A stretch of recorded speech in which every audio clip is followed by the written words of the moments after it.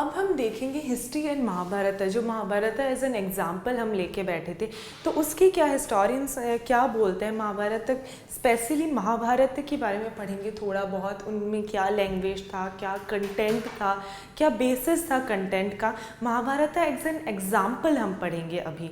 तो बेसिकली यहाँ क्या होता है, जो फर्स्ट जो इम्पॉर्टेंट चीज़ जानना है कि कौन से लैंग्वेज में लिखा गया था।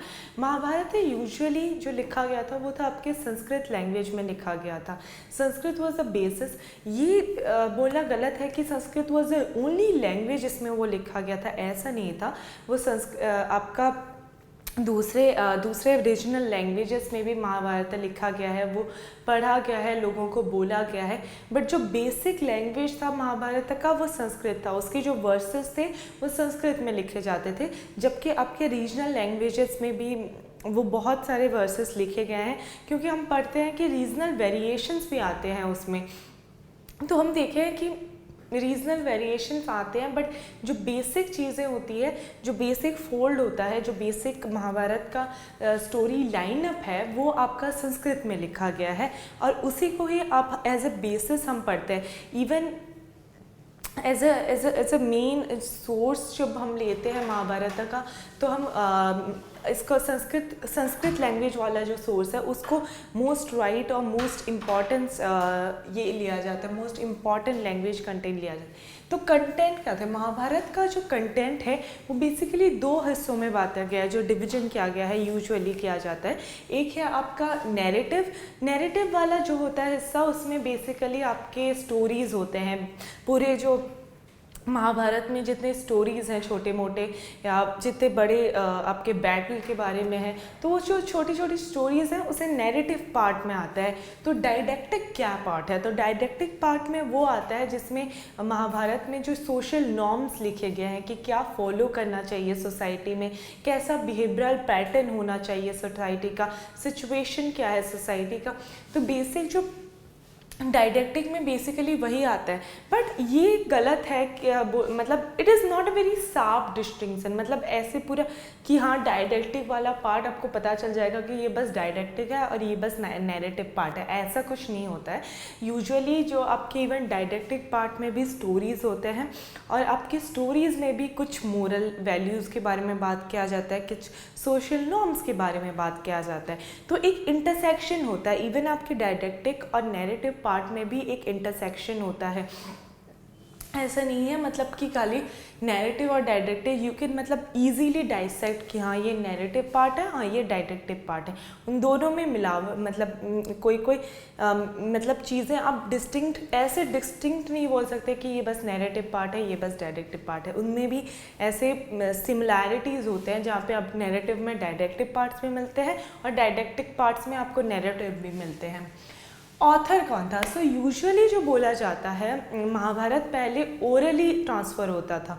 मतलब जो चैरिटियर बार्ड्स थे जिनको हम सूतास बोलते हैं, वो क्या करते थे, वो राजा महाराजाओं के साथ जब उनके वॉर्स में जाते थे तो वो स्टोरीज़ बनाते थे, राजाओं के सक्सेस के बारे में स्टोरीज़ बनाते थे, उनके एम्बिशंस के बारे में स्टोरीज़ बनाते थे, उनके आइडियाज़ के बारे में स्टोरीज़ बनाते थे, उनके जीत के बारे में, उनके युद्ध के जीत के बारे में स्टोरीज़ बनाते थे। और ये छोटी छोटी जो स्टोरीज़ हैं इससे बढ़कर इसको मिला के बनी थी महाभारत। एक वहाँ इस स्टोरी से उभर के आई थी महाभारत की स्टोरी। सो बोला जाता है यूजुअली जो पहले महाभारत जो थी वो ओरली ट्रांसमिटेड होती होगी, मे बी सालों पहले, जितना जब रिटन एविडेंस जो हमें मिला है 5th सेंचुरी BC के बाद से, उससे पहले में भी महाभारत की स्टोरीज बोला जाता होगा, उस एरिया में कहीं पे बोला जाता होगा।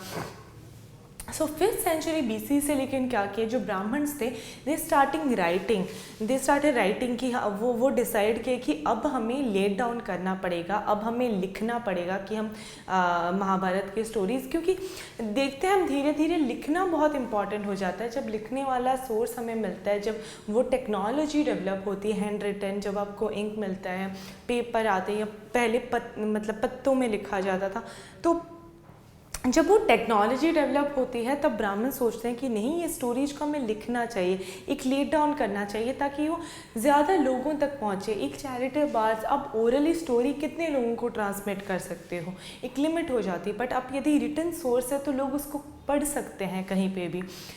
तो उसके बाद से 5th सेंचुरी BC से आपका ब्राह्मण स्टार्टर वो लिखना स्टार्ट कर देते हैं। जो आपके कुरुज और पांचलाज, इसी टाइम में आप देखते हैं जो कुरुज और पांचला चिफडम्स भी आते हैं। तो ये बोला जाता है कि मे भी वो स्टोरी उससे इन्फ्लुएंस हुई होगी, उससे ट्रू हुई होगी, क्योंकि कुरुज और पांचलास, कुरुज ही वो बेसिक डायनेस्टी थी जिससे बोथ पांडवज और कौरवज बिलोंग करते थे। जो आपकी पूरी महाभारत की कहानी, जो टू वॉरिंग कज़न्स की कहानी है, कज़न ट्राइब्स की कहानी है, वो आपके कौरव और पांडव थे जो कुरु डायनेस्टी से बिलोंग करते थे। तो ये जो चिफडम्स होते हैं, ये जो जनपद होते थे कुरुज और पांचलास, ये बोला जाता था कि मे भी इससे इन्फ्लुएंस हुई है, इससे इन्फ्लुएंस हुआ है। 200 BC से आपके 200 CE में वर्शिप ऑफ विष्णु बहुत फ्लरिश करने लगा, मतलब विष्णु को बहुत वर्शिप करने लगे, बहुत मानने लगे, पूजा करने लगे ज़्यादा। तो इसीलिए बोला जाता है मे बी इसी टाइम में जो विष्णु के इनकारनेशन है कृष्ण भगवान, वो आपके महाभारत के स्टोरीज़ में आते हैं। तो ये बोला जाता है कि मे बी बिकॉज इस टाइम में विष्णु की इतनी पूजा की जाती होगी तो उनके इनकारनेशन को अभी लाया गया, उनके मतलब इसी इनकारनेशन, मतलब विष्णु के इनकारनेशन को, कृष्ण भगवान को मे बी इसी टाइम पे ऐड किया गया होगा, वो स्टोरीज़ में उनके बारे में बताया गया होगा।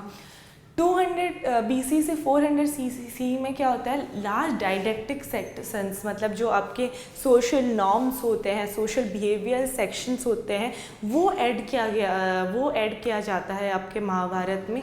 और ये रिजम्बल करते हैं आपके मनुस्मृति से, मतलब जो मनुस्मृति जैसे लिखा गया होता है उनमें जो नॉर्म्स होते हैं और महाभारत में जो नॉर्म्स होते हैं वो सिमिलर होते हैं कुछ हद तक। तो ये हम एक रिजेम्बलेंस देखते हैं, एक सिमिलैरिटी देखते हैं दोनों वर्सेस में, दोनों में क्या सिमिलैरिटी है, क्या एडेड चीज़ें हैं वो देखते हैं। तो हम देखते हैं कि इस टाइम पीरियड में पहले जो मे बी 10,000 वर्सेस के रिटन महाभारत टेक्स्ट था वो 1,00,000 वर्सेस में लिखा गया। मतलब आप देख सकते हैं कितना ज़्यादा बढ़ गया वो वर्सेस जो लिखे गए हैं संस्कृत वर्सेस, क्योंकि जो स्टोरीज़ हैं वो सदियों के, मतलब एक सदी के बाद दूसरी सदी में ऐड किए जाते थे। तो ये बहुत बोलना मुश्किल होगा कि ये पूरा डेटेड, मतलब ये एक पर्टिकुलर डेट क्या है। जब हम डेट की बात करते हैं कि महाभारत डेटेड कब है, जब हम देख रहे हैं कि पहले जो उसका जो ओरल सोर्स है वो कब से आया है उसके बारे में हमें कभी आइडिया ही नहीं होता होगा कि ओरल सोर्सेस बहुत मुश्किल होते हैं। जब आप उसकी बातें हज़ारों सालों बाद कर रहे हो, 1000 साल 2000 साल बाद, जब आज 2016 चल रहा है और इससे बोला जाता है वो 500 BC में लिखा गया था, तो आप समझ सकते हो कि 500 BC 2000 साल पहले की बात कर रहे हो, तो वहाँ पे आप ओरल सोर्सेस नहीं ढूंढ पाओगे, आप डेट कभी नहीं बोल पाओगे कि कौन से पर्टिकुलर डेट में लिखा जाता है। बट ये बोला जाता है कि ये व्यासा ने लिखा था, एक ऋषि मुनि थे व्यासा, उन्होंने बोला जाता था कि वो ब्राह्मण थे जिन्होंने ये ऑथर किया था, जिन्होंने ये लिखा था। ये बोलना गलत होगा कि इन्होंने ये इनकी सोच है, महाभारत की जो पूरी स्टोरी है ये इनकी सोच है, ये बोलना गलत होगा, क्योंकि हम देखते हैं कि धीरे धीरे जो टाइम बढ़ रहे हैं, जब 5 सेंचुरी BC में वो पहले लिखा गया, उसके बाद उसमें ऐड किया गया, जैसे डायडेक्टिक सेक्शन जो है, सोशल नॉर्म्स वाले जो सेक्शंस हैं उसे ऐड किया गया, उसे इन्वॉल्व किया गया उसमें। तो हम देख रहे हैं कि ये बोलना बहुत मुश्किल हो जाता है कि एक पर्टिकुलर टाइम पे कब लिखा गया, एक डेट करना पर्टिकुलरली कि इस डेट पे ही महाभारत लिखा गया, इस डेट पे ही पूरे महाभारत सेक्शन लिखा गया, ये बोलना बहुत मुश्किल है। क्योंकि जो पहले राइटिंग्स होती थी ना, वो स्टोरीज जो होती थी वो एक के बाद एक ऐड किया जाता था, उसको बड़ा बनाया जाता था। आप ये देख सकते हैं 10,000 वर्सेस से 1,00,000 वर्सेस बनाए जा रहे हैं उसमें, तो कितना ज़्यादा उसमें चीज़ें ऐड होती थी, कितने ज़्यादा जो पहली लिखी गई थी वो 10,000 वर्सेस में थी, बट चीज़ें उसके बाद ऐड होने लगी। और ये एडेड का सबका पर्टिकुलर डेट नहीं मिलता कि हाँ ये वाली सेक्शन अभी ऐड हुई है, ये वाली सेक्शन अभी ऐड हुई है, ये बोलना बहुत मुश्किल हो जाता है। तो ये कभी डेटेड नहीं होती, तो ये एक 1 लाख वर्सेस कब ऐड होके बनी है, ये बोलना मुश्किल है जाता है। तो फाइंडिंग हिस्टोरिकल ट्रुथ मतलब ये बहुत इंटरेस्टिंग बात है कि बहुत लोगों में अभी भी मतलब हिस्टोरिकल डिबेट अभी बढ़ा रहता है। बहुत हिस्टोरियंस इवन स्कॉलर्स मानते हैं कि जो महाभारत की जो स्टोरी थी वो असली में हुई थी, वो कुरुक्षेत्र जगह में वो लड़ा गया था। वहाँ पे अभी एविडेंस मिलते हैं कि वहाँ पे ये बहुत गलत है बोलना कि अब पर्टिकुलरली नहीं बोल सकते कि हाँ वहाँ पे लड़ा गया है। हाँ वहाँ पे कुछ एविडेंस मिले हैं जो पॉइंट आउट करते हैं कि यहाँ पे एक बहुत लार्ज बैटल लड़ा गया था, बट ये क्या बैटल थी, क्या ये महाभारत वाली ही बैटल थी, वो कहना बहुत मुश्किल होता है। तो हिस्टोरिकल ट्रूथ फाइंड करने के लिए बीबी लाल जो हिस्टोरियन है उन्होंने 1951 और 1952 में एक्सकेवेशन किया and he found a place जो हस्तिनापुर प्लेस है, जो जहाँ पे बेसिस है आपका महाभारत का पूरा, वो प्लेस वो मिला। एक हस्तिनापुर जगह है, नाम है वो मेरठ में है, उत्तर प्रदेश में आपका। बट ये कहना बहुत मुश्किल है कि ये वही हस्तिनापुर है जो हमारे एपिक महाभारत में लिखा गया है। महाभारत में जो हस्तिनापुर का हम बात करते हैं ये वही हस्तिनापुर है, ये कहना बहुत मुश्किल हो जाता है। ये कहना बहुत मतलब ये आप कंफर्म नहीं कर सकते। बट हस्तिनापुर में जो एक्सकेवेशंस हुए हैं उसमें 5 ऑक्यूपेशनल एक्सकेवेशंस हुए हैं, मतलब जो लेवल मिले हैं, मतलब एक्सकेवेशन के जो अंदर आपके लेयर्स बने हैं, एक्सकेवेशन जब करा गया तो हमें मिला गया कि 5 ऑक्यूपेशन मतलब 5 लेवल हैं उसमें, जिसमें जो हमारे लिए जो सबसे इम्पॉर्टेंट लेवल है वो है 2nd और 3rd लेवल। जो 2nd लेवल है वो 12 से 7 सेंचुरी BC के टाइम पीरियड का है बोला जाता है, और जो आपका 3rd लेवल है वो 6 से 3rd सेंचुरी BC का है।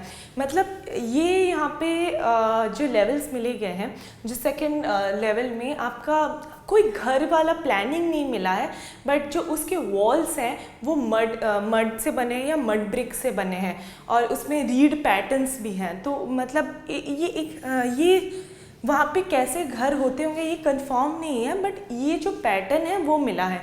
और 3rd लेवल में भी आपके बोथ मड ब्रिक्स और बर्न्ट ब्रिक्स दोनों मिले हैं, इवन आपके टेराकोटा फाइंडिंग्स भी मिले हैं।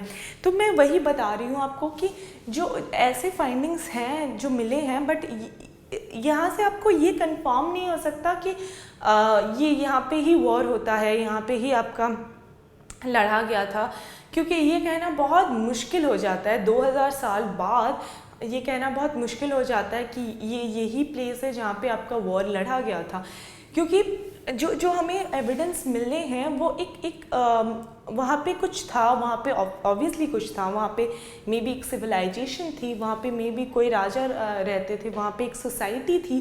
ये बोलना हमारे लिए आसान है रैदर देन बोलना कि यही वो जगह थी जहाँ पे महाभारत ले डाउन हुआ था। तो अभी भी वैसे भी हिस्टोरियंस हैं जो बहुत बिलीव करते हैं कि असली में मतलब बहुत लोग हैं जो बिलीव करते हैं कि असली में महाभारत बैटल जो है वो लड़ा गया था, और हमारे पास एविडेंस है। बट इसका कोई हिस्टोरिकल ट्रुथ नहीं मिला है अभी तक। हिस्ट्री में अभी तक भी ये जो पूरा टर्म है ये अनसर्टन है, ये आप श्योरली नहीं बोल सकते कि कहाँ पे मिला है और कैसे मिला है। One of the most challenging episode जो है महाभारत का वो है आपका द्रौपदीज मैरिज विद पांडवर्स। ये तो हमने बहुत सुना है कि पॉलीगैमी के बारे में हम लोग बहुत सुनते हैं, जैसे एक राजा के बहुत सारे वाइफ्स होते हैं। बट महाभारत के महाभारत में हम देखते हैं कि 5 पांडवों की एक वाइफ थी। मतलब वहाँ पे पॉलीएंड्री वाला जो मैरिज सिस्टम है, जिसके बारे में मैंने आपको बताया कि एक वाइफ के मतलब एक औरत की सेवरल हस्बैंड्स थे। मतलब द्रौपदी जो थी उनके 5 पांडव, पाँचों के पाँचों उनके हस्बैंड थे। तो पॉलीएंड्री जो था वो एक इतना रेगुलर बेसिस पे नहीं था बोला जाता था, ना ही मतलब ब्राह्मण्स उसके फेवर में थे। Polyandry was not even favourable, ब्राह्मण उसके फेवर में बिल्कुल भी नहीं थे। लेकिन ये एविडेंस पाया गया है कि पॉलीएंड्री अगर इसमें लिखा गया है तो ऑब्वियसली कुछ हद तक तो सच्चाई होगी उसमें। मतलब कहीं ना कहीं अभी भी बोला जाता है कि आपके हिमालयन रीजन में मे भी पॉलीएंड्री फॉलो किया जाता होगा, मे भी पॉलीएंड्री का मतलब पॉलीएंड्री का एविडेंस है कि पॉलीएंड्री होता था वहाँ पे। और एक रीजन जो है वो दिया जाता है कि मे भी इस टाइम में शॉर्टेज ऑफ विमेन होते थे, तो इसीलिए शॉर्टेज ऑफ वुमेन के लिए ये और एक रीज़न है कि आपकी पॉलीएंड्री फॉलो किया जाता है। तो मतलब दो ये नॉर्म नहीं था, अगर बोला जाता है कि ये यदि इतना खास नॉर्म नहीं था तो महाभारत में ये फॉलो क्यों किया जाता है, महाभारत में ये है क्यों? तो बेसिक ये रीज़न है कि महाभारत को यदि आप एज अ हिस्टोरिकल ट्रूथ पढ़ें तो मुश्किल है। ये आप सोचें, ये एक क्रिएटिव रियलिटी भी, मतलब एक क्रिएशन हो सकता है, ये एक आइडिया हो सकती है। अब जो राइटर खुद सोच सकता है कि हाँ ऐसे एक इंटरेस्टिंग ट्विस्ट देने के लिए मैं भी, क्योंकि हमें कोई हिस्टोरिकल ट्रूथ नहीं है हमारे पास कि ये हुआ था चीज़, तो एक क्रिएटिव टिंज देने के लिए उसको मे भी लिया जा सकता है, मे भी पॉलीएंड्री वहाँ पे फॉलो किया जाता है। Mahabharata is a dynamic text, मतलब आप महाभारत का हम जो बेसिक फॉलो करते हैं वो भी मे भी संस्कृत वर्जन फॉलो करते हैं, बट महाभारत के बहुत वर्जन्स लिखे गए हैं, उसमें रीजनल वेरिएशंस हैं, उसे मतलब हर बच्चों को, बच्चे हो या बड़े हो, महाभारत की स्टोरी बताई जाती है आज भी। मतलब अब सोचो 2000 साल बाद भी यदि उसकी स्टोरी बताई जाती है लोगों को तो कितना इम्पॉर्टेंट सोर्स होगा, कितना इम्पॉर्टेंट वो बुक होगा जो जिसमें 1 लाख वर्सेस हैं और लोगों को आज भी वो पढ़ने के लिए बोला जाता है। आपके घरों में खुद आपकी दादी को, आपकी मम्मी बोलती है कि महाभारत पढ़ा करो बच्चे, क्योंकि इतना वो इम्पॉर्टेंट टेक्स्ट है, क्योंकि वो नॉर्म्स ले करती है, वो सोसाइटी कैसे चल रही थी, कैसे चलनी चाहिए भी अभी, उसके बारे में भी वो बताती है। इवन आपके प्लेज, मतलब अभी भी बहुत सारे प्लेज आप टीवी सीरियल्स में देखते हैं महाभारत की स्टोरीज़, आप दूसरे पिक्चर पेंटिंग्स में देखते हैं महाभारत की स्टोरीज़, जो कृष्ण ने अर्जुन को जो ज्ञान दिया है गीता में वो पढ़ते हैं, तो ये सब लेड आउट हुआ होता है। तो इसीलिए इसको एक डायनामिक टेक्स्ट किया जाता है जिसका इम्पॉर्टेंस आज भी है, जिसको आज भी as a huge important text रखा जाता है। तो इस पूरे चैप्टर में हमने देखा कि कैसे सोसाइटल नॉर्म्स आते हैं, कैसे बिहेवियर चेंज होता है, एक सोशल हिस्ट्री देखते हैं हम, और जो मनुस्मृति, धर्मशास्त्र, धर्मसूत्र एज अ टर्म वो कैसे यूसेज होता है, उनकी क्या उसमें से हमें क्या एविडेंस मिलती है सोशल हिस्ट्री की, एंड एट द एंड हम पढ़ते हैं कि महाभारत से क्या आइडिया आया हमें, और महाभारत कैसे लेट डाउन किया हमारे सोशल नॉर्म्स को, इसके बारे में भी हम जानते हैं। Thank you.